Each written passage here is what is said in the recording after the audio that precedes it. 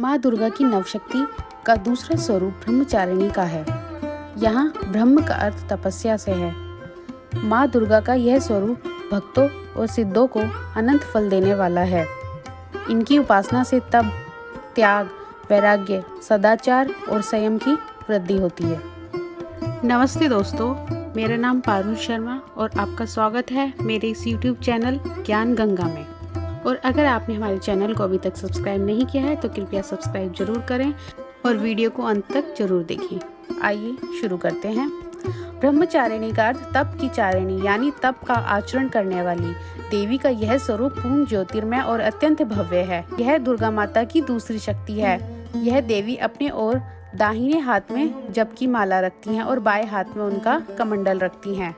पूर्व जन्म में इस देवी ने हिमालय के घर पुत्री रूप में जन्म लिया था और नारद जी के उपदेश से भगवान शंकर को पति के रूप में प्राप्त करने के लिए घोर तपस्या की थी।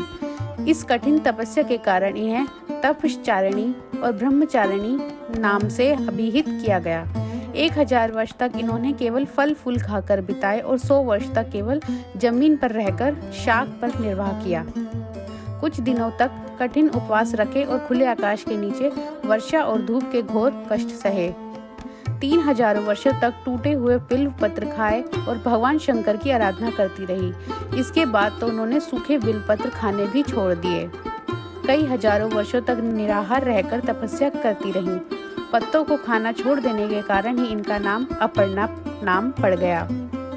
कठिन तपस्या के कारण देवी का शरीर एकदम क्षीण हो गया। देवता, ऋषि, सिद्धगण, मुनि सभी ने ब्रह्मचारिणी की तपस्या को अभूतपूर्व पुण्य कृत्य बताया, सराहना की और कहा, आज तक किसी ने इस तरीके की कठोर तपस्या नहीं की है। यह तुम्ही से ही संभव था। तुम्हारी मनोकामना परिपूर्ण होगी और भगवान चंद्रमौली शिवजी तुम्हें पति के रूप में प्राप्त होंगे। अब तपस्या छोड़कर घर लौट जाओ। माँ ब्रह्मचारिणी देवी की कृपा से सर्व सिद्धि प्राप्त होती है। दुर्गा पूजा के दूसरे दिन देवी के इसी स्वरूप की उपासना की जाती है। तो ये थी दोस्तों माँ ब्रह्मचारिणी देवी की कथा। कमेंट करके जरूर बताइएगा कि आपको कैसी लगी। धन्यवाद।